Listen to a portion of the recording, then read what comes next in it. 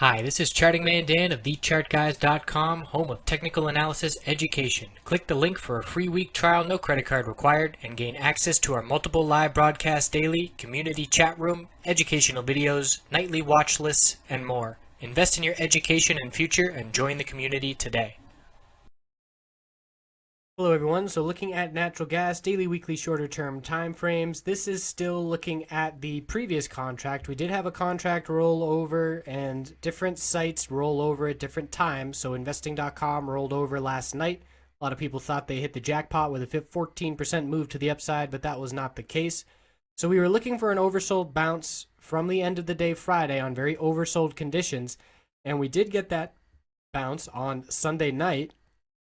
The price when the new contract rolled over was at the high of Friday and actually broke the high of Friday by 1/10 of a penny. But obviously, traders' hands were tied, couldn't trade until pre-market at the earliest or the bell if you're trading options. And by then, the bears had stepped back in significantly, heading to lower lows. So lots of times when contracts roll over, they create big gaps, and then those gaps start to work on getting filled. So we'll look at that on the hourly in just a moment. But this is showing how significant this dump is at this point on the previous contract. And because we broke 2866, that broke the higher low pattern. We're at the 100-day moving average support of 282. If that level breaks, we're looking down at 2665. So very clearly, a clear rejection from the 200-week moving average resistance. 2 weeks in a row leading to a sell-off. We're on the verge of a bearish MACD cross. And really, it would be game over for the bulls if we were to break 2523. At this point, I would expect the bulls to defend this middle Bollinger Band weekly support of 286 and maintain in the upper bullish Bollinger Band trading channel. So that's what I'm going to be looking at for the rest of this week, and the reaction on the inventory report. We'll see if the bulls can hold that level. So here is the December contract, and here's what I'm talking about zooming out. There's that huge gap up. And we were at the high of the day on Friday over Sunday night. And then the bears stepped in a big way, dropping the price. At this point, the 15-minute chart is extremely tight. We're looking at support of 331.7 and then 3304. That's the low we've seen.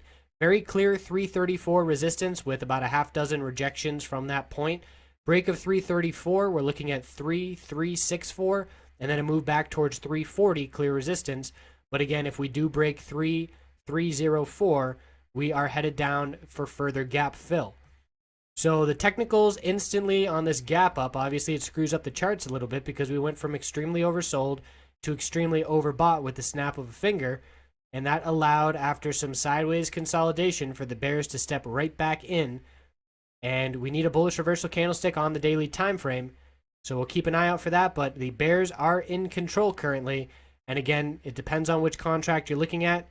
Contracts switch over to December here, and we'll likely see Stockcharts.com switch over their contract in the coming couple of days.